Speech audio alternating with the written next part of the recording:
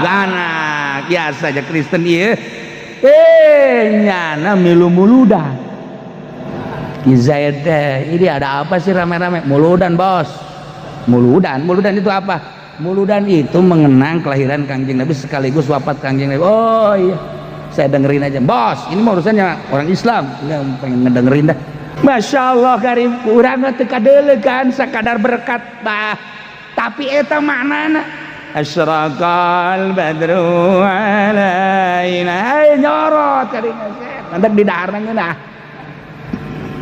tah ieu maknana ieu makna aya sinar ilahi nu dibacakeun ku para santri para ustad para kiai nu ikhlas aya meureun-meureunnan 40-an mata nu maca asyraqal nu ikhlas saurang mah anu teu ikhlas mah nempel moal nu ikhlas mah aya set nempel dibawa ku Kizaid pemajikan nanya Pak itu apa katanya sih berkat emang dari mana muludan kok bapak ikut muludan rame-rame ngedengerin iya tuh coba dahar punya hidayah lewat berkat isuk-isuk dan jana ngalamun baik kalau masuk Islam enak ya ceknya Allahumma ya rafi'an darajat Allahumma ya rafi'an darajat Allah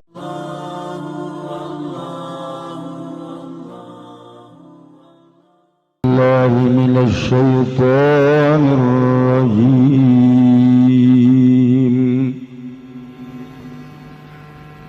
وما كان استغفار إبراهيم لأبيه إلا عن موعدة وعدها إياه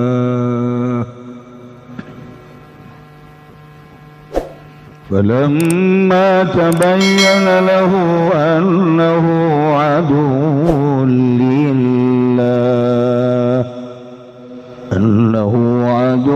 لله تبرأ منه إن إبراهيم لأواه حليم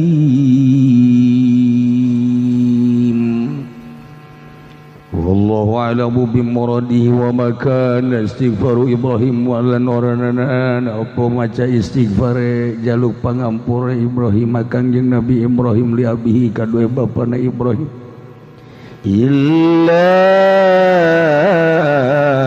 ngingam mau'idatin iku tetep saking perjanjian wa'adaha iya kang ngajanggikeun ya Ibrahim ha ing mau'idah ya ing ya abi bikaulihi kalawan ucapan Kangjeng Nabi Ibrahim astaghfirulaka rabbi besok bakal jaduk pangampura ingsun laka kadua sira ing pangaran ingsun raja yuslim akan arah ngarep-ngarep pentah manjing Islam ya abi falamma tambayyana lahum maka samang-samang sanarimanya takada Ibrahim oh panahu satuhun abi adu lillah iku musuh kadue Allah bimautihi alal kufri kalawan mauti abi ngatasi kufur tabarra minhu maka nalimalu barya Kangjeng Nabi Ibrahim minhu saking abi wa tarakal istighfar lahu lan ninggal ya Ibrahim ing jaluk pangampura lahu kadue abi inna Ibrahim ing satuhun Kangjeng Nabi Ibrahim la'awahu niku yaktikang akeh DP kasiru tadarru'i wa du'a tegese akeh DP nelang doa halimun turiku kang aris saburun alal ladza tegese kang sanget tahan ujine alal adza ingat sepilara alal adza ingat sepilara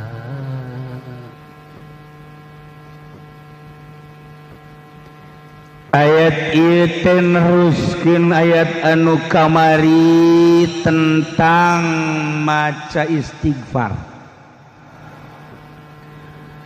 macakeun pangampura macakeun istighfarna Kangjeng Nabi Muhammad sallallahu alaihi wasallam kanu jadi pamanna ieu ne Abi Thalib ku dedeuh-dedeuhna Kangjeng Nabi ka pamanna nu nami Abi Thalib hingga dirayu ku Kangjeng Nabi supaya iman ka Allah, iman ka Kangjeng sebagai utusan Allah. Telireun Kangjeng teh terase maca istighfar, bahkan Kangjeng Nabi nyarita moal eureun kau. Wallahi la azalu astaghfiru. Kaula moal eureun-eureun terus teu mangmentakeun hampura ka paman kaula. Lantaran inget kana jasa-jasa paman. Beuh, pohara. Anu ngurusan lain letik-letik pengurusan. Masa ku hari maot teu iman. Ingat karena jasa seorang paman Abi Thalib sakit luar biasa. Anu ngahadang kejadian-kejadian anu bakal ngajadikeun bahaya. Ai maot teu iman. Cak Kangjeng secara manusiawi atuh deudeuh jeung nyaah. Karunya la azalu astaghfiru. Moal eureun-eureun kaula mangmentakeun hampura. Hatta sehingga kaula dicaram ku Gusti Allah. Watu sahabat ge balerea kabeh mangmentakeun hampura ka indung bapana nu maot musyrik. Mangmentakeun hampura ka bapak kolotna anu maot musyrik. Maka Allah nurunkeun ayat ma kana lin nabi wal ladzina amanu ay yastaghfiru lil musyrikin walau kanu uli qurba. Dilarang Kangjeng Nabi berikut para mukminin mangmentakeun hampura ka Allah jang para musyrikin sanajat musyrikin eta sebagai kerabat anu deukeut. Dilarang geus lain-lain deui. Untuk hari teh wah paeh bae. Saya dikawin jeung sarwiti Islam, boga anak, disakolakeun pergaulan sekolahan, naudzubillah min dzalik jadi berubah akidana, kuari pangerana jadi Tritunggal. Berarti Kristen kafir, Kristen wayeuna mah sebab kitab Injilna muharraf tahrif. Nah, kuari lamun paeh bapakna Zaid paeh, anak teu meunang warisan sebab anu ngajadikeun pemisah akidah. Bisa juta kali sugih bapakna atau anakna anu sugih. Paeh anakna teu ngawaris. La yarisul muslimu al kafira walal kafiru al muslim. Atawa Ki Zaid kawin jeung Siti Kristiani. Make Siti heran ini. Kristen nya. Ayo pakai aturan-aturan gereja. Kristen lah, anak biasa aja Kristen ieu. Nyana milu-muludan. Ki Zaid ini ada apa sih rame-rame? Muludan, Bos. Muludan itu apa? Muludan itu mengenang kelahiran Kangjeng Nabi sekaligus wafat Kangjeng Nabi. Oh iya, saya dengerin aja. Bos, ini mau urusannya orang Islam. Nggak pengen ngedengerin dah. Bos ngedengikeun aja dibagi berkat. Kebagian kan nyana. Mana eta berkatnya aya sinar salam. Nempel kana berkat. Ya Nabi salam alaika ya Rasul salam alaika ya Habib salam alaika salawatullah alaika. Emang tete nyorot sinarna kan berkat. Nu mantak haju gembul ge. sinar Kanjeng Nabi.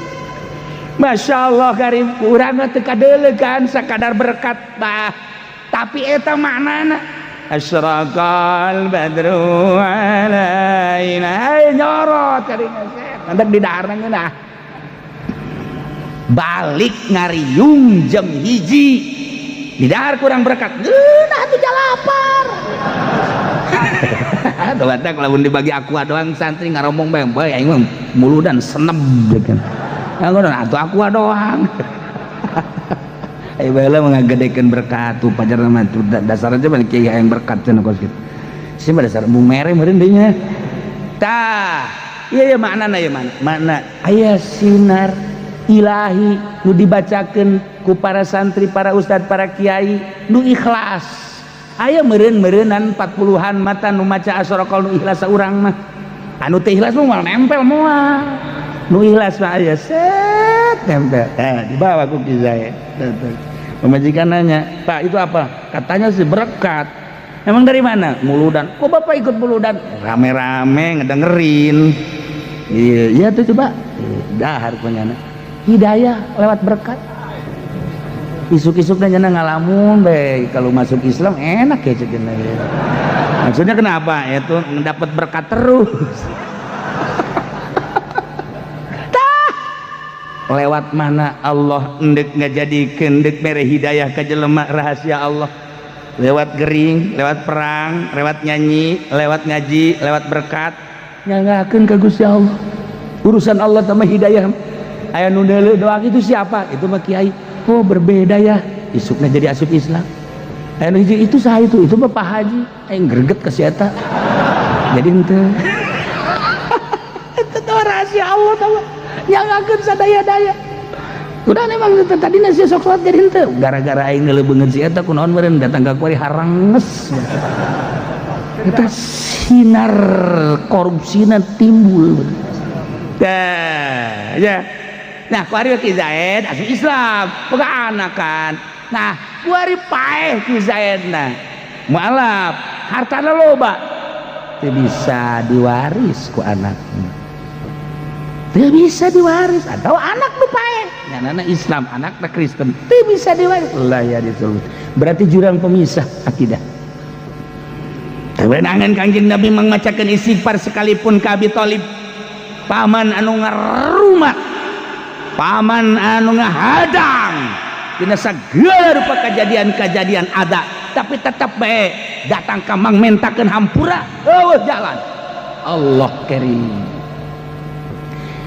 Timbullah pertanyaan pan Kangjeng Nabi Ibrahim ge mang mentakeun hampura ka bapana. Kanjeng Nabi Ibrahim teh boga bapa ngaranna Azar. Kebeneran Kanjeng Nabi Ibrahim na seorang manusia nu hebat nu piawai, tapi boga bapana ieu lain lalagaan tukang nyeunan patung sekaligus jualan patung. Maha kawasa. Ulah ditanya, jangan ditanya kemana aku pergi. Ulah ditanya urusan Allah. Siapa ini gitu talar heran ini. Ulah urusan Allah, urang mah iman ke Allah, iman ke Kanjeng Nabi, iman ke para mursalin. Adapun rahasia-rahasia kos gitu Allah tama urusan. Ketika Firaun kasienan digantian kerajaan anak dengan tabiran-tabiran ahli sihir, diputus ku Firaun bodoh orok laki-laki bodoh sabar remu orok anu dibunuh. Maha kawasa Allah orok nu diimah mah diantepkeun.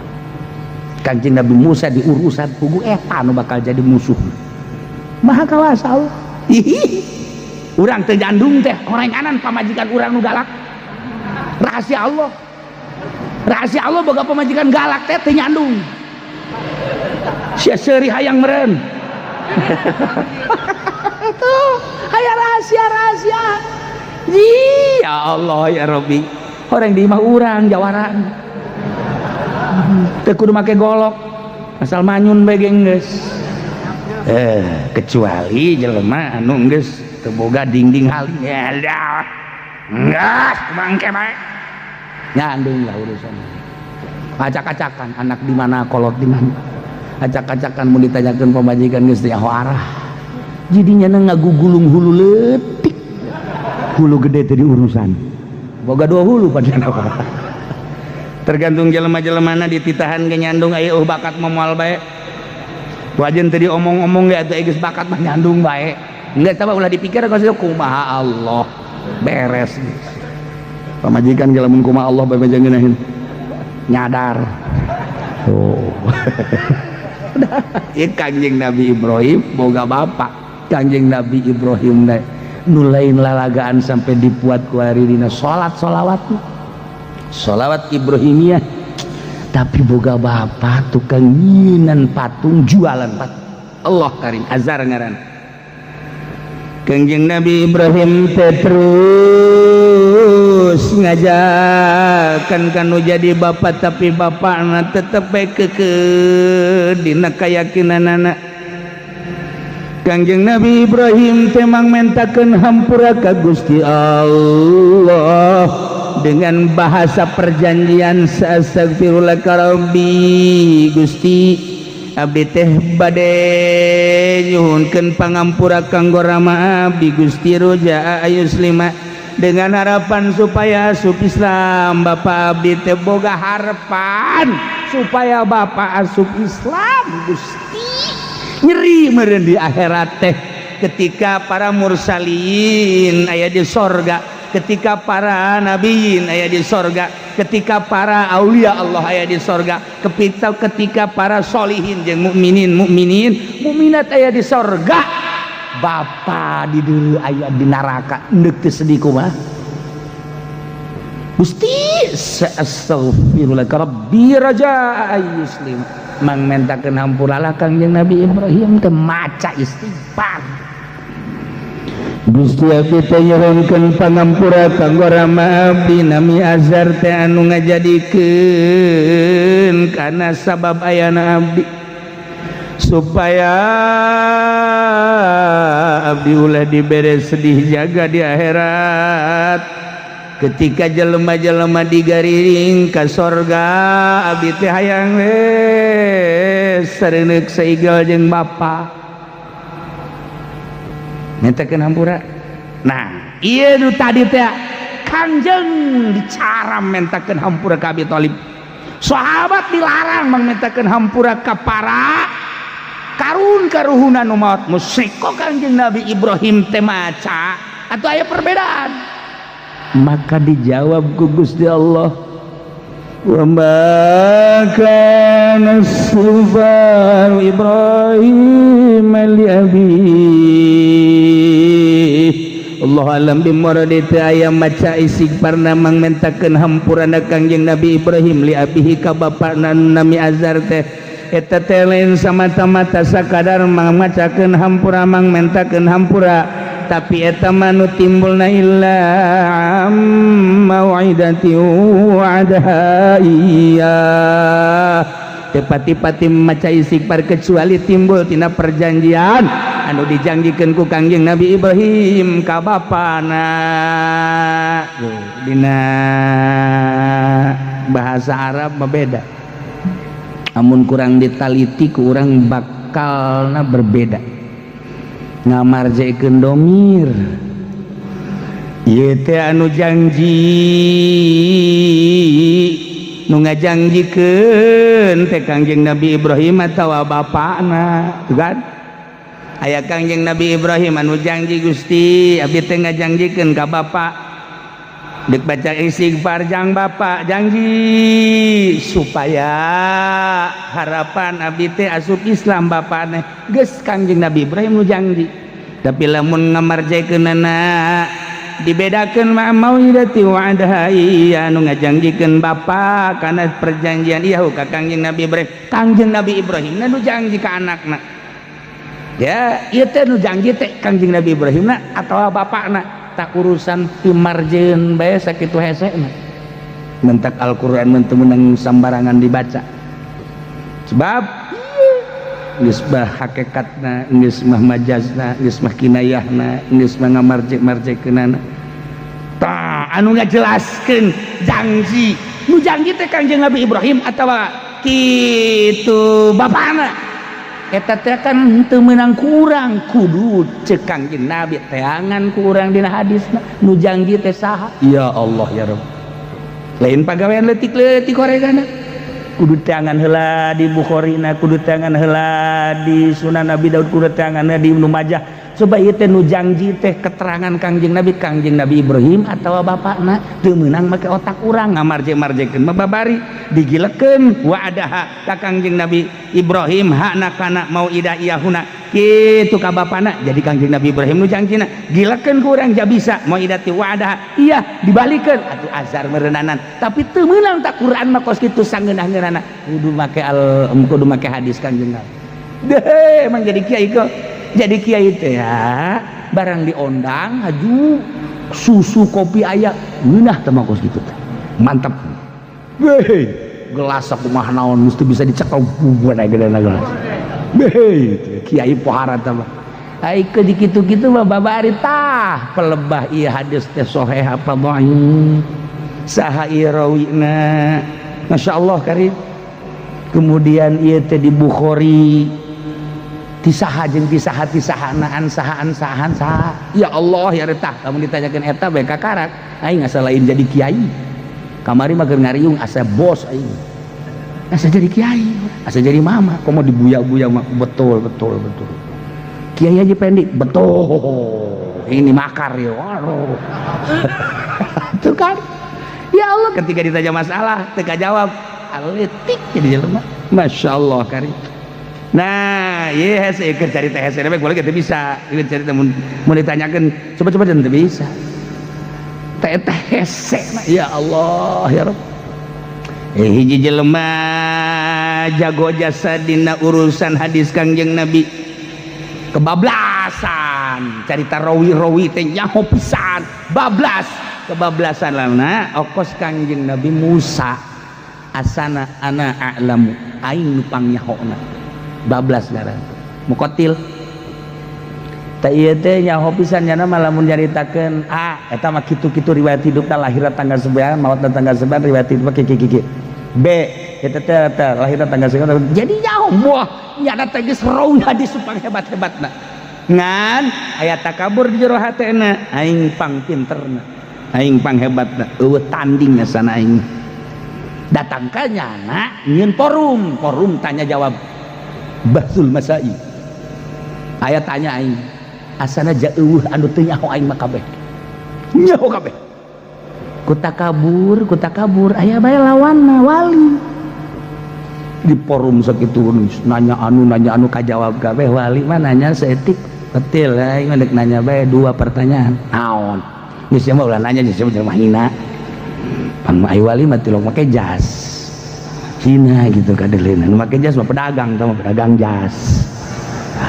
ieu teh jadi eta wali mah nanya 2 ieu cepat nanya naon lamun kajawab aing dik guguru kasih ye atuh kajawab teu kajawab ge jai mah moal anu teu kajawab jakira teh aing gugur bae sih aing 2 aing mah pertanyaan naon aya cepat hiji sagede kumaha pejit sireum nyana geus ngagibeg teh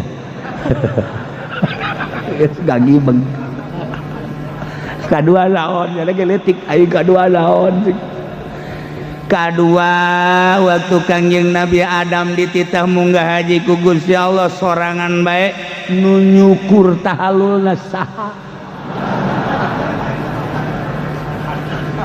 bisa gak jawabnya oke sekian aja ayo tah jawab Gus ya jawab wali atuh Masya Allah teh sambaran ayo coba amun sia jaho eta pejit sireum saha nu nyaritakeunana mun Kangjeng Nabi hadis taon lamun sahabat saha lamun wali saha ayo aing mau make indit di dieu heulanan ulah make otak sia tapi make riwayat nomor kedua nunyukuran tahalul Kangjeng Nabi Adam can aya sasanya lamun gak haji harita saha nu nyukuranana cepat sia tetep teka baca gue jadi hampur aing kalau bahaya tama aing tuh bisa ngajawab mantap udah somong sih ya ye wa fauqa kulli dzi ilmin alim disahureun lasaluhureun jelema anu pinter aya deui nu leuwih luhur ye aya langit ka hiji langit ka dua langit ka tilu langit ka opat ulah sok haju mentang-mentang sia ya mentak kuari riwayat nu timbul ti muqatil teu dipercaya lantaran gedebul sakitu pintarna teu jadi perawi hadis anu hebat nu sahih sebab gedebul asli sama dongeng teh tah urang ge lamun gedebul kos kitu ulah sok cilek kan biasa bae ngarasa mah ngarasa bae ulah sok cilek kok cangkurileung biasa bae teh nah ieu ieu mah sekedar gambaran Kangjeng Nabi Ibrahim janji anu perjanjianana teh dek mangmentakeun hampura dengan harapan asup Islam mangmentakeun hampura musyrik keneh kan bapana kok Kangjeng Nabi Ibrahim maca istighfar oh lanjut walamma tabayyana lahu annahu aduwwun lillah barang nyata-nyata menjelas ke Kangjeng Nabi Ibrahim bahwa bapana teh horeng musuh Allah kanyahoan musuh Allah na bimautihi alal kufri mautna kufur teu percaya ka Allah sebagai pangeran teu percaya ka Kangjeng Nabi Ibrahim anak diangkat jadi utusanana rahasia Allah barang jelas ka Kangjeng Nabi Ibrahim bahwa bapa teh aduwwun lillah tabarra'a minhu tabarro'a merdeka Kanjeng Nabi bebas Kanjeng Nabi Ibrahim lubar Kanjeng Nabi Ibrahim itu baca istighfar wa carakal istighfar embung mangmentakeun hampura Kanjeng Nabi Ibrahim ente tuh jadi eta Kanjeng Nabi Ibrahim teh teu apaleun bahwa kang bapana bakal mautna kitu musyrik can aya perintah ti Allah tanda-tanda mah geus apaleun Kangjeng Nabi Ibrahim teh bapa teh jadi kieu cuman kulantaran can aya instruksi ti Gusti Allah nyanggakeun ka Gusti Allah kan aya rasul mah kumaha wahyu can aya wahyu sanajan tanda zahirna mah kos kitu aya can aya wahyu jaloba jelema teh anu dikir hirup nama kafir tapi maut nama muslim ambala aya jutaan manusia dibalikeun aya anu keur hirupna mukmin naudzubillah min zalik mautna jadi kafir naudzubillah min zalik wa min zalik rahasia Allah jaloba jelema anu keur masa hirupna teu kapanggih jeung Kangjeng Nabi atuh kunaon barang sakaratil maut dilayadna ku Kangjeng Nabi ribuan jutaan manusia tadi jelaskan di kitab Fatawi hadis ya jutaan mukmin nu sering maca sholawat teu daekeun kapanggih ngimpi komo yakzoh mah tapi ketika nyana sakaratil maut dilayad hanya dirina nu nyaho assalamualaikum waalaikumsalam saya ye anu sok disolawat Muhammad nyana senyum sok urang teu ngarti senyumna nyana horenganan keur ngobrol jeung Kangjeng Nabi lain hiji lain ratus lain ribu jutaan mukmin Masya Allah karim nu mantak ulah eureun-eureun ge maca sholawat harapan urang geus bae panungtungan eta bae teh jak hirup urang mah kos kieu ambalaya rahasia Allah anu maot di leuweung anu maot di laut anu maot di sumur anu ku tsunami anu ku gempa eta teh Kangjeng Nabi ngalayan deuk sakarat teh kumaha teh mah urusanna teh mah rahasia ih kurang mah kadeuna kena tsunami dagang sumur horenganan ketika rek sakaratna Kangjeng datang deuk kumaha coba ieu Masya Allah tak eta lah rahasia Allah teu bisa nyaritakeun hanya sebagian hamba-hamba Allah nu dibere nyaho ge teu meunang diomongkeun terus luku kula didongengkeun kamari keur haol anu tukang ngadu kotok teh anu jati piwalieun kan kadeuleu ku mama oh jadi mah piwalieun tukang ngadu kotok di beat ai kiai teu di beat geus bae pan jadi riweuh banyak tukang adu kotok di beat rekap heran aing isuk-isuk kieuan bae set isuk-isuk ngajantur kotok jadi ahli torekat ari anu nyekelan tasbih bae nyekelan kitab teu di beat-beat eta bahkan kehebatan mama nandele jawali babi wali mantak jadi wali horeng kudu ngaduk kotok heula siapa juga ngaduk kotok patungtung nama lah ya jadi saencan Kangjeng Nabi dibere tanda-tanda ku Gusti Allah tentang akidah anu bener na bapakna boga harapan supaya asup Islam dipangmentakeun hampura dengan cara istighfar Kanjeng Nabi Ibrahim jang bapak harapan roja istiba supaya asup Islam tapi barang jelas lain kafir musuh Allah tabarra minhu geus teu baca istighfar deui Kanjeng Nabi Ibrahim geus teu inna Ibrahim la'awahun halim Allah alam bumara desanya Kangjeng Nabi Ibrahim telawahun yakin jelema anu pohara pisan DP na ka Gusti Allah anu loba pisan ngadoana ka Gusti Allah halimun turnu pohara pisan tahan ujina terhadap pilara-pilara mantap kasupkeun kana ulul azmi ismatuhum paling dijaga adalah para anbiya maksum ngan di antara maksum aya nu berpangkat ulul azmi nomor kahiji Kangjeng Nabi urang Kangjeng Nabi Muhammad sallallahu alaihi wasallam kadua Kangjeng Nabi Ibrahim alaihissalam Kangjeng Nabi Musa Kangjeng Nabi Isa eta ulul azmi jelema anu boga predikat nomor 1 rajaning raja dina urusan akidah kepasrahan ka Gusti Allah Subhanahu wa taala ieu Kangjeng Nabi Ibrahim ulul azmi matak di dia jelaskan la'awahun halim anu pohara pisan tadaruna anu pohara pisan ngadoana anu pohara pisan dumadeus da ka Gusti Allah atur anu pohara pisan nahan pilarana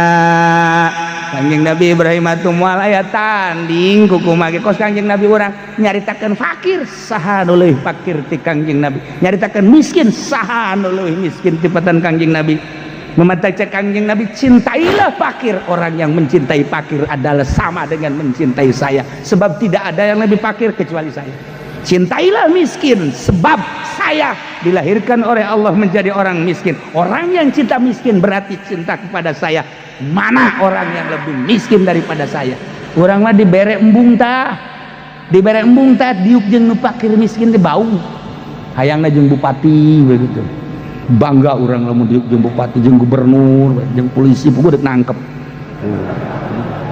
jeung teh urang mah itu bangga jeung fakir embung ya Allah ya Rabbi aya naon di diri urang sehingga urang teh teresep ka fakir teresep ka miskin mantap Kangjeng Nabi wa yuhibbul fuqara wal masakin wa yajlisu ma'hum Kangjeng Nabi geus dikitu-kitu ge tetep bae teu hayang mah sebab naon sebab nu fakir bae jeung nu miskin endeuna mentak urangna boga karakter embung dipenta hayangna dibere bae urangna boga karakter hayang dibere mun boga karakter kos kitu coba kuari nurutan Kangjeng Nabi Ibrahim kos kitu tak embung dibere hayang mere adapun dibere masalah tapi embung dibere ngan hayangna mere nu mantap Kangjeng Nabi nyieun Kangjeng Nabi Ibrahim nyieun pos paranti jelema anu singgah dek dagang dek ziarah dek silaturahim nyieun pos dirinya besi kapetingan tah tempat ngendongna besi hayang dahar tah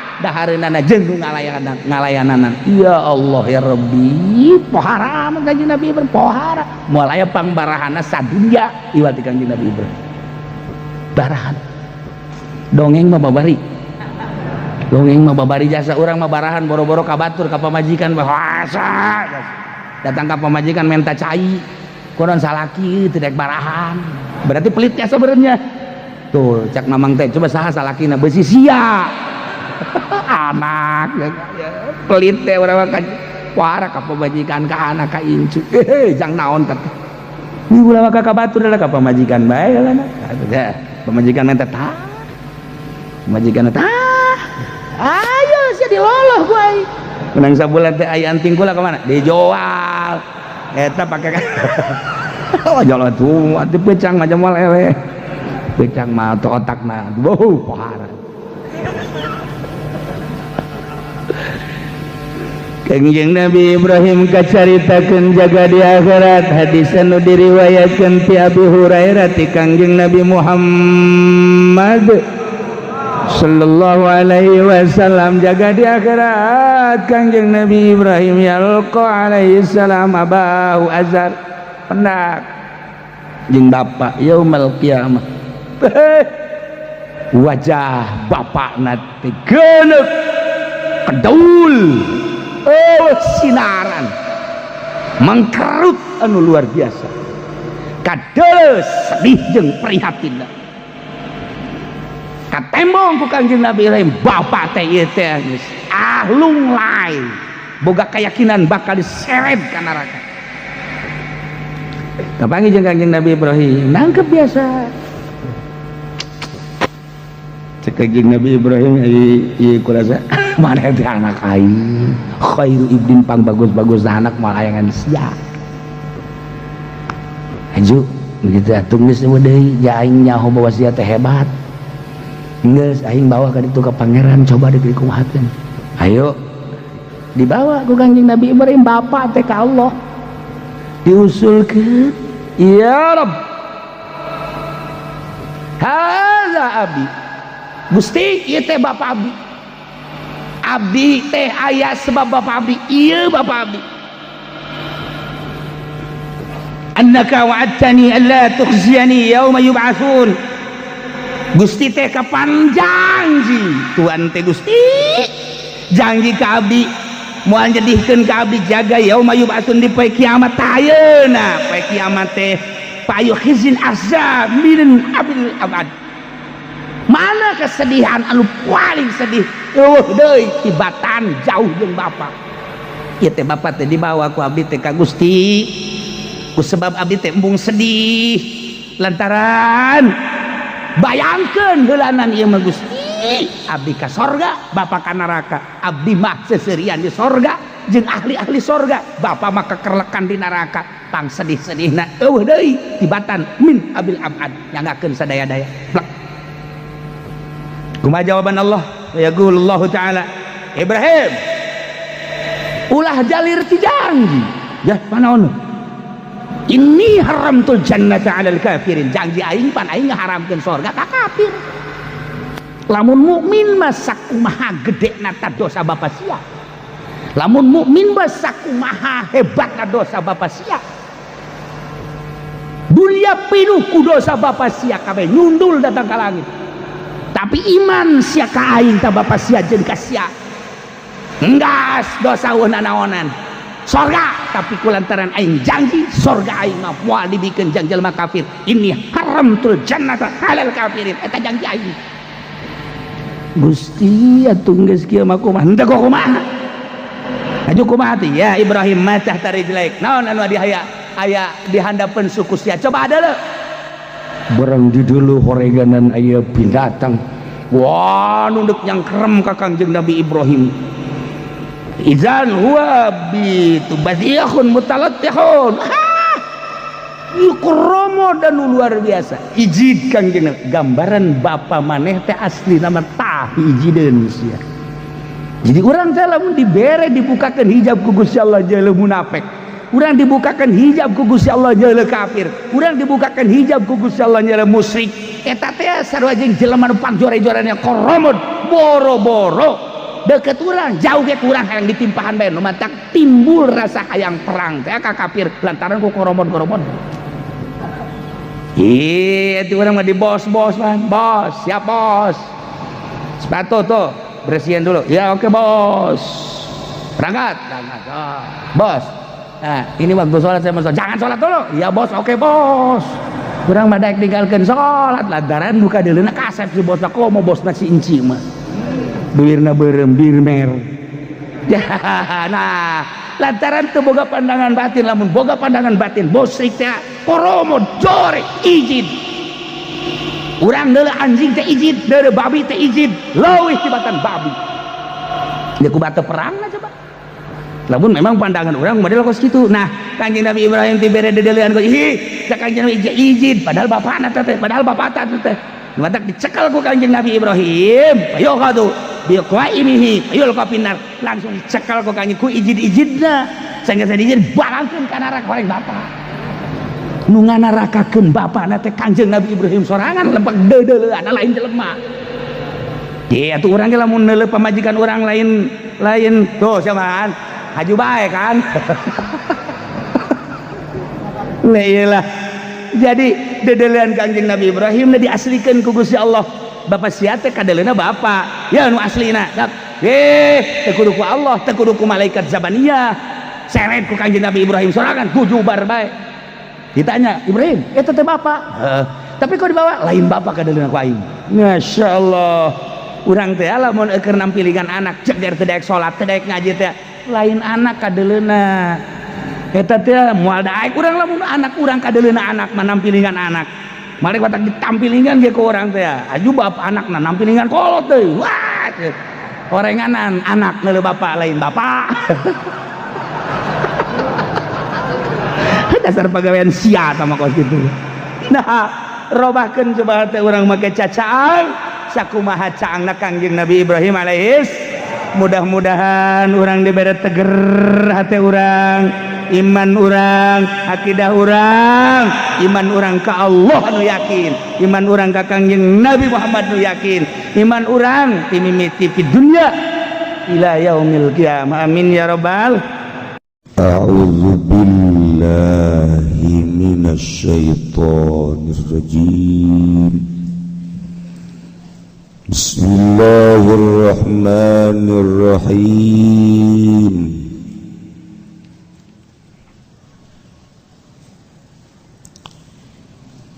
Wa ihya'ul ka'bati kulla sanatin biziyarati lan nurib Ka'bah ing dalam saban-saban tahun kalawan ziarah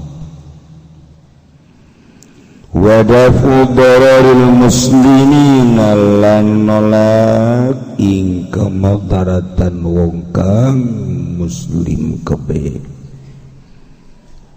kaki suatu hari kaya nangguan ing wong kang budak wa itami jai'in lan aweh pangan ing wong kang kaluwe idza lam yandafi'a bizakatin wa baiti malin tatkala ora narima katolak yador kalawan zakat lan baiti malin bait mal wa tahammulu syahadati lan nanggung nyakseni wa da'uha lan nekani syahadah wal hirabu wasana yang dan pirang-pirang pagawean wasana yang sepirang-pirang pagawean wama tatimu bil ma'isyu dan barang kang salamet bikalawan ma'opo pirang-pirang ma'isyah opoh pirang-pirang kauripan di mana fardu kifayah temu idza fa'alal ba'du saqatal haraj anil baqi di mana dipigawe ku sabagian manusia gugurlah dosa-dosa anu sejen nu teu migawe nu lamun nu ngalaksanakeun kabehan doraka kabehan geus aya nu ngalaksanakeun sehingga sampurna pelaksanaanana sehingga urang nu teu ngalaksanakeun gugur dosa. Alhamdulillah muji syukur urang ka Allah oge ka jelema anu ngalaksanakeun fardu kifayah. Di antarana al-qiyamu bi iqamatil hujjah halul muskilat wa bi'ulum syar'i katafsirin wa hadithin wal furu' bihaitsu yasluhu lil qada wal amru bil ma'ruf wan nahyu 'anil munkar. Urang amar ma'ruf nahi munkar dengan ngaranna sebab di negara urang mah nu berkembang lain amar ma'ruf nahi munkar tapi dibalik amar munkar nahi ma'ruf. Di urang mah lobaan keneh nu amar munkar nahi ma'ruf tibatan amr ma'ruf nahi munkar. Sebab negara lain negara Islam, lain negara Al-Quran, tapi negara ham. Tuturkeun datang ka pae ham capek sebab buatan manusia. Tapi memang negara orang kos kitu. Atuh urang ge nutur-nutur bae. Antak lamun urang geus bisa misahkeun diri tina aturan-aturan negara salamet urang. Tapi deuk kumaha bisa teu nuturkeun aja urang teh komponen daripada negara. Di negara amar ma'ruf nahi munkar, amar munkar nahi ma'ruf. Boro-boro ngembangkeun Al-Quran, ngembangkeun demokrasi nagenya masih kena agak-agak dipaksa-paksakeun supaya urang nutur-nutur ham nyanggakeun sadaya-daya hayang salamet di akhirat apakah hayang cilaka di akhirat. Sok pikir ku dengkul ulah ka otak jauh otakan kabeh ku dengkul we jauh otak kiai kos urang majang naon atuh otakna kadeulean di hulu tah urang tapi tetep bae teu disebut pinter disebut teh geus otak udang. Nah ieu siga hade udah kayak salamet di akhirat. Di dunia onam lah moal kebal di dunia urang geruk carita boga pamajikan galak bae paling moal kebal 30 tahun dicarekanan bae ku pamajikan urang ayo sia 40 tahun pae geus merdeka urang tina panyarek pamajikan merdeka mantap jelema nu pamajikan galak hayang gerep pae nya hayang merdeka maksudna. Itu daek neangan deui gitu ge. Mun daek neangan deui mah teu. Di negara urang negarana kos ieu. Bang ambalaya. Bang teu ditahan ka neraka. Riba. Kredit baheula mangan di kota hungkul. Ku ari mah kiai boga showroom. Alhamdulillahirabbil tolol. Dasar tarolol kabeh. baheula lamun aya kiai masyarakat keur nyetel radio dipareuman dibawa ke jero disumputkeun ku isin kanyahoan ku kiai ku hari mah kiaina jualan radio kiaina boga TV ambalayah di imahna di imah kiai teh di ruangan harup gede di tengah di dapur di WC aya di WC Masya Allah asana engke mangeureunanannya TV atau dibawa ke masjid bukti ku hari HP saya TV yang dibawa ke masjid engke mah sakarat geus lain la ilaha illallah TV mana HP mana wah engke mah sakarat geus marahin maca la ilaha illallah na'udzubillah min dzalik ialah amr ma'ruf nahi munkar anu ku nagara mah henteu dititah amr ma'ruf nahi munkar titah teh amr demokrasi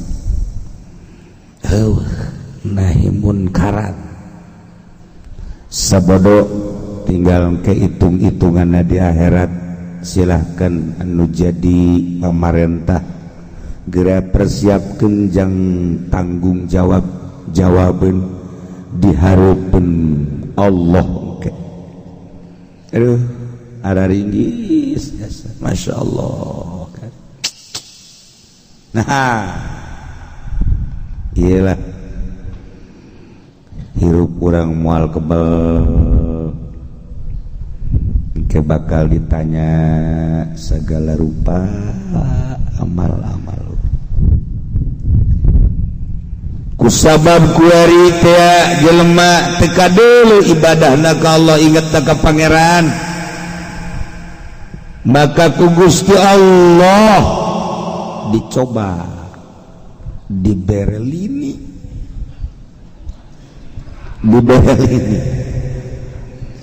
kamari urang ngadengewem Semarang oyag Yogyakarta gempa Bali ditu gunung Asikmalaya kuari mah Lebak Rengkas itu Lebuan Tangerang ge kena ke pondok kesempatan hanya pasar Kemis nu aman aman pasar Kemis ya Allah maha kawasa Allah dicoba ku Gusti Allah inget ka dongeng Abah ieu bumi aya 7 lapis lempengan-lempengan bumi aya urat-uratna kos radio, kos televisi aya komponen-komponen anu itu mana Labuan aya urat Lebak, Rangkas, Pandeglang, Serang, Tangerang, Jakarta aya urat-urat cek malaikat Allah teh Jibril pencet nu ka Lebak ulah loba toel emang gunaon cek malaikat Jibril loba jasa nu ngridit bril ka kiai bril toel apa kayu toel HP ambalaya HP kiai ge waduh lain susur ku ari mah nu di kantong HP toel bril toel gua ge cinggir doang di toel net goyang bumi Masya Allah eta kamari aya anu adzan santri mah adzan Allahu Akbar aya anu Allahu Akbar anu Allah aya anu ti Arab si eta mah ti Arab si eta selain Allah ada nama aduh Masya Allah jam sakitu kamari poe Salasa sabara juta manusia zikir bersama langsung nu nitahna Allah. Dititahan zikir mah di Senayan hese secara nasional zikir bersama. Oh, mun teu dibere cau Ambon teu daek datang. Teu daek datang. Zikir bersama di pendopo. Lamun haji pudolina teu dibere 5 juta teu daek. Ya dah tuh guys. Kudu aya kukudang we kukudang. Masya Allah zikir buatan manusia makos gitu. Tapi ku Gusti Allah dipencet kabeh serentak Allah Allah Allah cak Allah kadenge Bril kadenge Gusti kumaha ja Allah Allahan coba eureunkeun kumaha kuari seuseurean Gusti tuh ieu dosa teh dicoba ku Gusti Allah. Lamun urang nek nyaritakeun syariat bae syariat moal kapanggih-panggih. Tapi ketika urang nyaritakeun tarekat maju ka hakikat bakal kapanggih. Horenganan naon bedana manusia jeung bumi. Nu ngagerakeunana Allah Al-Muharrik wal Musakkin. Urang teh asa nang urang bae leumpang nang ngagerakeun Allah. Urang asa urang bae diuk nang ngadiukeun Allah. Percis okos cicingna bumi. Percis okos robahna bumi ku Allah dirobahkeun pencet ha ja urang ge kuari nu teu dirobahkeun ku Gusti Allah mah sanajan aya pangajian ngan liwat doang teu digerakeun kan ku Allah ngan nanya doang eta keur naraon ngaji oh ngaji berangkat dewe ka ditu henteu digerakeun aya ngaji mah teu bae kajian teuing deukeut kajian teuing jauh di Purwakarta Bandung Palembang nyana digerakkeun ku Gusti Allah. Dat hakikatna urang ngagerakeun Allah. Nu mantak lamun kiai ngaji, aju loba muridna asa nang nyana dicabut ku Gusti Allah. Je, cak Gusti Allah tolol sia ngaku-ngaku. Menang aing. Da Gusti Allah. Tah, mantak belajar di dinya bae tah hiji teh belajar ulah di aku. Mantak ka murid ulah ngaku murid ulah. Antepkeun kena sing koloyong. main aku baik. Nah pelebah ngaku jeung teu ngakuna murid kumaha aya aturanana tuh aya aturan-aturanana geus datang ka mana ieu murid karak di aku aya kitu mah ngan ngejebian doang siapa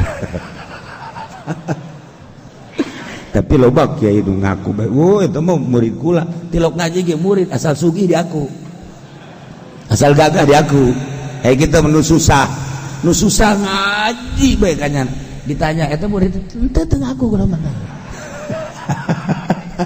wah eta mah kiai pendopo nu geus kitu mah kiai Golkar.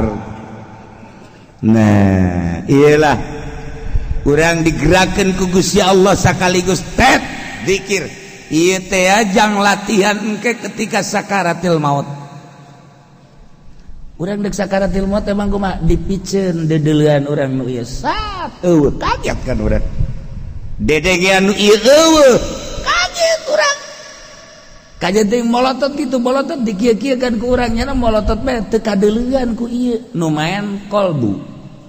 Nah, ketika dipiceun dedeleuan nu ieu dek sakarat dedengean nu ieu nyana mulai ngomong sorangan eneng kemana eneng itu gara paraban padahal dek pae antaran hatena hate eneng atau eneng-enengan bae ketika dek sakarat nyana kabeneran boga kabogo urang Karawang sarwiti aja pendi mamana trizi ambo budak dek sakaratil maut trizian tolol ndek daun emang mbah ndek gitu whatsappan ya Allah ndek Facebook cek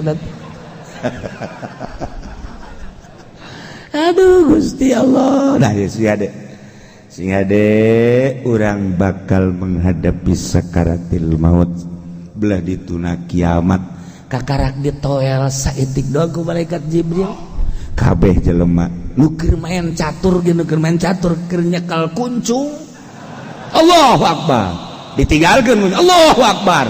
Enggak, saya goyang bumi. Allahu Akbar. Nya nangis. Beres eureun. Woi, kuda mana kuda? Sararia jas. Lain hayu zikir ka Gusti Allah. Henteu. Tah jadi urang teh ketika menang musibah ingat ka Allah. Dibere gering bah Allah Allah Allah. Cager biasa etik di rumah sakit kene. Di rumah sakit kene coba eta TV setel sakit. Can balik-balik acan goblok. Can balik-balik acan TV. Wari mah jadi di rumah sakit jadi bere TV wari. Ya Allah ya Rabbi awak urang deuk datang ka mana ya? Sakieu ge ngaji bae komo teu ngaji. Sakieu ge diwewelan terus da ceuli hayo sia meureunanan asup ti dieu keluar ti dieu. Asup ti dieu keluar ti dieu. Buktina jeuh perubahan. Sugan barang ngaji bae teh kuari aju HP na tina 3 jadi 2 henteu. Malah ti hiji nambah jadi 3. Eta kan berarti perkembangan kos gitu. Perkembangan jahanam. Ya terus diulah-ulah kumaha. Sia mah di ka jahanamkeun embung. Hayang ka sorga bae, ai lalakon kos ahli neraka kumaha. Tulang sakulhum-kulhumna. Pagawean sorangan atuh sorangan lah. Teu bisa dikulhum-kulhum. Masya Allah karim. Nah, ialah orang menjaritakeun amar ma'ruf nahi munkar di Indonesia hese. Sebab nagarana teu ngitahan. Ketika aya gubernur amar ma'ruf nahi munkar di luar kepemerintahan. Bupati keur jaritakeun ma'ruf di luar kepemerintahan. Bupati kerjaritakeun nahi munkar di luar kepemerintahan, di pemerintah sama sekali, lain sama sekali, sama sekali amar ma'ruf nahi munkar nu teu salat diantep, malah kuari DPR calon neraka kabeh lantaran soal jilbab bae ge datang ka kuari can tuntas-tuntas. Jilbab masalah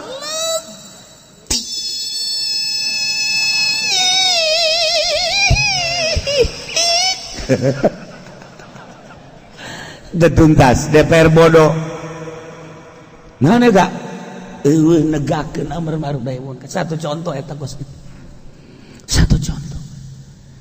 Bae nu berbau Quran teh. Ulah. Kuduna bener-bener didemokrasikeun. Kulamangan sakadar ngabejaan seperti eta di Indonesia moal kebel di paraeh neraka jahanam. Aing mah ngabejaan doang. Misalnya di daerah pemerintah loh, diuji sok nyanyawana, geura pae sia. Dia tonton sia ku aing.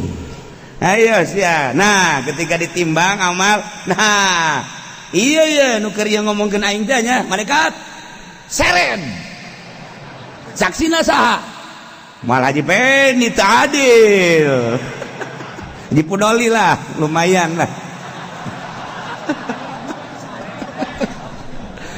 Dunia jadi saksi acak-acakan negara.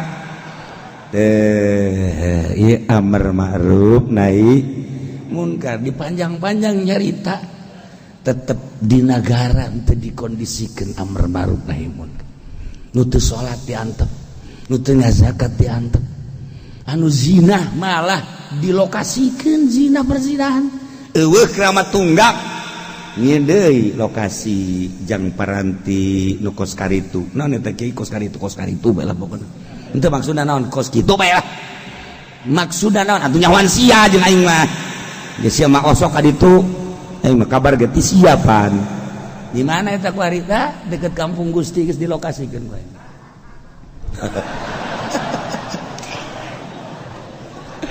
Ya Allah ya Rabb, geus puguh di hotel-hotel, geus puguh ku ari mah tuh di kontrakan-kontrakan.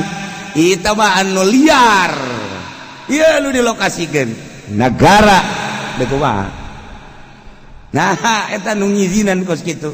deleukeun di akhirat tonton kurang saha gubernurna saha bupatina saha camatna dah sia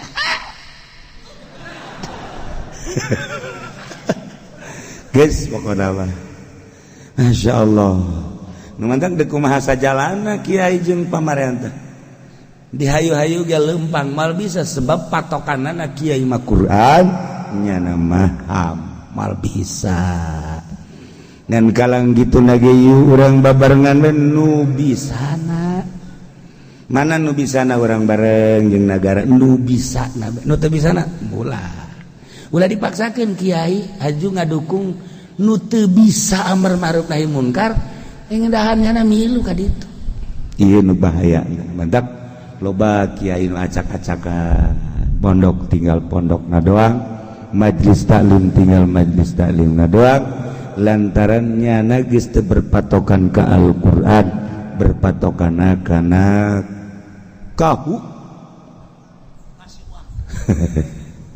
kana kahu ape menang urusan negara ulah sok dibawa ka majlis panjang urang menyarita amar ma'ruf nahi munkar wa iyaul kabati wa min furudil kifayati ihyaul ka'bah tina sawarehna fardu kifayah teh ngahirup Ka'bah ngarame-rame Ka'bah carana dirame-rame teh digotong Ka'bah lain atau nyeun gambar Ka'bah aju kurang dijadikan partai doraka sia kajeun lain kitu-kitu atuh kumaha ieu Ka'bah teh dikumahakeun dihirup-hirup teh ngahirup-hirup Ka'bah teh ieu teh maksudna daratang ka Baitullah sabaraha bulan sabaraha minggu sabaraha tahun kullasanatin setiap satahun sakali nu mampu boga duit ngahirup-hirup Ka'bah satahun sakali ai satahun sakali naon haji biziarati ngaziarahan Baitullah munggah haji mun boga duit satahun sakali lamun teu boga duit 2 tahun sakali lamun teu boga duit 3 tahun sakali teu boga duit sama sakali mah saumur hirup sakali mah wajib ngan ngahirup-hirup Ka'bah ngahirup-hirup ngarame-rame Ka'bah supaya kadeuleu syiar Islam satahun sakali kudu munggah haji di Indonesia khususnya umumna di berbagai negara sanajan urang kuari boga duit bisa urang munggah haji setiap tahun lantaran kabengkeut ku aturan negara teu salah-salah teuing negara ge nyieun aturan lantaran lobana berkunjung nundek berkunjung ka Baitullah munggah haji di Indonesia wah luar biasa lamun dipaksakeun menurut negara urang teu mahi di Mekahna hanya dibere urang teh satahun pisah haji teh sakadar dibere 200.000 leuwih kaseti jang jelema-jelema khusus teu bisa urang unggal tahun tapi daftar nama kudu tikuari abeh naon ieu abeh diala peperet da diala jadi kuari mah lantaran teu bisa unggal tahun jelema nu deuk munggah haji na loba jasa daftar ti kuari menang ke nu 10 tahun 15 tahun 17 tahun di Indonesia macam-macam kumaha lobana unggal kabupaten Lampung mah Lampung paling 10 tahun Palembang 10 tahun aya 7 tahun di Tangerang mah 17 tahun kuari daftar 17 tahun karek berangkat lamun kuari daftarna umur 60 tahun tambah 17 tahun berarti umur sabaraha berarti sabaraha 77 asana asana nu berangkat rohna doang di Indonesia aya cenah jang lansia mah dibabarikeun ngomong doang buktina hese geus kos kitulah aturanana nya nu nyeun aturan ngan eta 17 tahun sabaraha duit bungana taina sabaraha duit ta eta dikamanakeun jenjang naon wallahu alam bimuradi wallahu alam jakuari lamun diungkit dana haji teh di zaman Pak Harto datang ka ayeuna leuwih ti beung baheula mah nyebutna sabeung bari leuwih berarti liput jadi dikamanakeun wallahu alam sia ulah nyaho pokona ieu mah aturan nagara geus sok-sok aya nyaho sih melah geus tamu aing teh mah nyahona henteu pan kami ya bagian rahasia mah daftar geus pokona ulah sok aya nyaho ka dituna geus teh mah urusan aing henteu ieu mah hayang nyaho ya ditembak sok bae sok aya nyaho sagala ulah eta geus kitu geus sanajan kuari teu dibere nyaho nyanggakeun sadaya-dayana ka depag tapi di akhirat orang sebagai rakyat bakal nanyakeun ya Allah ya Rabb pemerintah abdi di zaman pemerintahan Jokowi abdi munggah haji daftar tahun sekian kemudian berangkat tahun sekian ieu mah keur carita haram-haram kita dana haji teh mangkaning lain tina bunga ge tina jiwa manusia sajiwana dicokot sabaraha duit baheula keur zaman Pak Harto mah 2 juta bejana kamari mah 3 juta kuari mah geus dikanyaokeun sabaraha jutana nah ieu mah abdi mandek nanya be Pak ka presiden coba dipake naon cek presiden itu ada menterinya menteri panggil menteri agama menteri panggil deui menteri dalam dan luar negeri panggil oh itu kan udah ada yang ngurus depag kita pala depag cek depag teh kami ge lain sorangan bae ja aya ranting-ranting kami di kabupaten nah sia terus kahandap cek malaikat yang manggeus belah ditanya deui maning gusur bayu Inggris hal-hal nu sekarang itu kuari orang teu bisa nyaho teu meunang nyaho tetap di akhirat bakal diselesaikan disebutna ieu faslul qada perincian hukum nah eta keur carita di nagara carita di urang sarua pribadi geus hade naila di antara fardu kifayah teh ihyaul kabati kullasanatin ngarame-rame Ka'bah unggal tahun di dia dijelaskan biziarati kalawan didatangan melalui zohir ai kitu mah urang bisa hiber ka ditu misalnya Haji Pendi diangkat jadi wali kemudian nyada bisa hiber ka Mekah memeh ka Mekah aya anu ngajepret pajal manut gareja paeh nyana ayo bisa datang ke Mekah perjalanan hiber terjadi loba waliullah kuari emang teu loba kitu waliullah kuari anu ka Mekah ulah-ulaning musim haji Jumatan ge loba anu ka Mekah ke nah ka kawasan Allah maha kawasa Allah cacak-cacak di Indonesia wali-wali Allah wallahu alam Jakarta geus dikumahakeun meureun geus ditandaan ku Gusti Allah Tasikmalaya lobana jelema nu ngulinkeun duit bank digoyangkeun Yogyakarta Jawa Timur kuari mulai ka Banten kakarak ditoel doang saya moal kebel deui mah asana sagede kitu ngan samenit parair makana eta bangan sadetik teh goyang kabeh goyang Karawang geuna lebih goyang bumi mah bahaya ya ul Ka'bah kula sanati kumaha cenah kiai lamun umroh bae unggal bulan terjadi ihya ul Ka'bah umroh mah terjadi jadi sebut ihya ul Ka'bah kula sanatin biziarati ayak kula sanatin berarti munggah haji jadi ngarame-rame Baitullah teh bil mawaqif wukuf allati hunaka kullas sanatin yakni ngalaksanakeun ihram haji wukuf ka Arafah Mina balik dikna eta ngarame-rame sebab teu hajian teu kadeleungeun keuna jelema marake baju ihram tapi ku haji jelema berangkat ke Arafah berangkat ke Mina Masya Allah iyalah ngaramekeun Baitullah ngaranna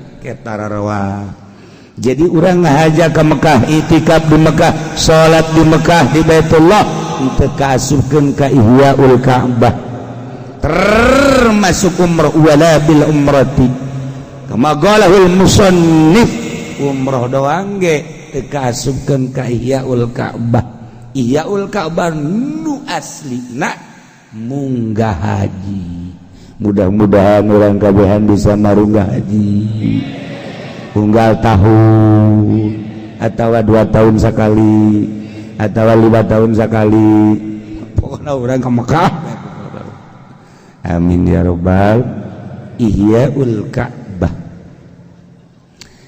kuarie ranting-ranting Ka'bah kepanjangan daripada Ka'bah masjid eta menuju Ka'bah di berbagai negara 5 benua masjid menuju Baitullah musola menuju Baitullah nggak hirup-hirup Baitullah teh bisa urang ka Baitullah cacak-cacak dek munggah haji unggal tahun aturan negara teu bisa paling ge urang bisa umroh aya nu ngasupkeun Ihyaul Ka'bah teh umroh padahal cek Imam Zakaria Al-Ansor teh haji ngan deres keneh bisa ngaramekeun melalui umroh teu bisa ieu masjid ramekeun menuju Baitullah itu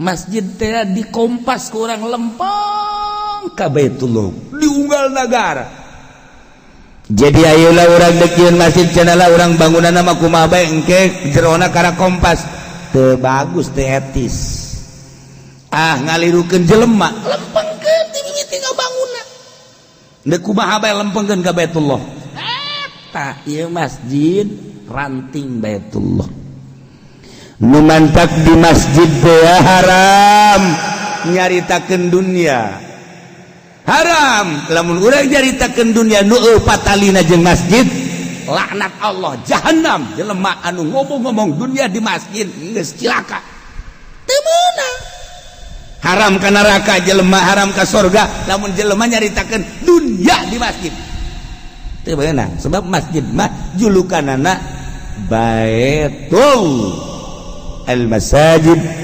buyutullah al masjidu baitun min buyutillah masjid bait Allah geus jelema hayang ziarah ka Allah hayang silaturahmi ka Allah ka masjid pada orang hayang kapanggih jeung Allah masjid hees di masjid beuh jelema keur hees di imah Allah Allah bendueun goblok sia di imah aing molor sia goblok sia nya marentakeun jin nirjan balangkeun ka kuburan balang jelema nu hees di masjid teh bae sok dibalangkeun ka kuburan ieu Allah bendueun ngomong dunia di masjid Allah bendu molor di masjid Allah bendu kumaha cenah kiai lamun lain di masjid di majelis taklim keur ngaji leuwih bendu sakitu keur ngaji nya mah bisa hees pohara tah jelema teh pohara tah geus nyayomkeun guru tah mah geus kitu mah teh sarua jeung guru ieu mah atuh guru-guru kula-kula guru mah los ngocoprak bae kula mendek hees nya hampura teu bisa hampura ku aing sia tampilih sia ku aing iya teu meunang sambarangan di masjid sebab masjid mah baitun min buyutil imah Allah anu junub teu meunang ka imah Allah anu haid teu meunang ka imah Allah anu deuk caritakeun dunia teu meunang ka imah Allah aya larangan-larangan di imah Allah mah teu meunang sambarangan di imah Allah haram sebab masjid wudi'a lis-shalah diparantikeun jang salat atuh cacak-cacak di masjid teu meunang nyaritakeun dunya atuh komo di Baitullah aslina atuh komo di Baitullah aslina di ditu urang di dieu bae jauh ke Baitullah menuju Baitullah aya mimbaran haram nyaritakeun dunya atuh komo di Baitullah Mekah mantap jelema norekat kemudian nyana di Mekah menta-menta batal norekatna jelema norekat kemudian di Mekah eta Baitullah khususna di hareupeun Baitullah umumna di tanah haram nyana ngulin-ngulin dunia batal norekatna tadi Mekah sebab diimah Allah bae geus wani kos kitu komo imah jelema keur tawaf bi alit tawaf Baitullah mah diparantikeun jang tawaf wa tahhir baitiya lit-taifina wal akifina naha warukais naha ieu jelema nu tawaf kuari endahan ngahape nyoting atuh ayeuna aya deui eta mah leuwih teu nu edan jelema kos kitu keur masa di imah Allah kikieu etis teh coba di imah Allah kikieu di masjid eta Baitullah teu pantes sampai dibawa ke masjid lain deh mikir goblok ya Allah di masjid Baitullah asa mawa HP ke Baitullah deh komo di Baitullah asli Mekah lamun urang boga otak anu sampurna malah yang di Mekah mah andi khusus jang ibadah ka Gusti Allah Ihyaul Ka'bah kullu sanatin biziarah dumatak jelema loba jasa nu mukim di Mekah kemudian nyana ngarikrut usaha keizin nyana ka Baitullah hakikatna ka Gusti Allah padahal keur di imah Allah anu Allah tega ulah-ulah gitu ngarame-rame dunia di Baitullah paranti tawaf salat iktikaf wari ngulin-ngulin dunia mukimin di ditu loba duit babari kada duit belikeun di dieu ka sawah belikeun di dieu ka imah belikeun di dieu ka kendaraan jieun jada perusahaan balik jada di Mekah ka urang setahun 2 tahun 3 tahun beak kabeh maha kawasa Allah sabaraha ulah-ulah nu cicing di ditu mukimin ulah nu mawaan jamaah kurang bisa kolbuna lain dek bimbing haji tapi dek neangan dunia melalui haji delekeun mun kurang di tataan ngaran-ngaranna di Tangerang saha kula mah nyaho di Serang nyaho di Pandeglang nyaho Tasikmalaya nyaho Garut nyaho kiai-kiai bae kiai-kiai nu lain kiai nyaho jasa Tasikmalaya Garut Bandung anu ngarikut jamaah pohara jasa ieu mah Tangerang bae Tangerang anu mawa jamaah ka ditu baheula mah turis teh wali mah haji datang ka dieu mobil batur can kabeli mobilnya na panggelan batur can nyeun gedongnya na panggelan batur can baroga sawah nyana nyeunan sawah sorangan ngambo pohara jasa teh mah sugi kabeh-kabeh da udah hormat ka nyana kabeh nah dalekeun sabaraha tahun 2 tahun 3 tahun selesai kabeh sawah geus dijual kabeh imah geus dijual kabeh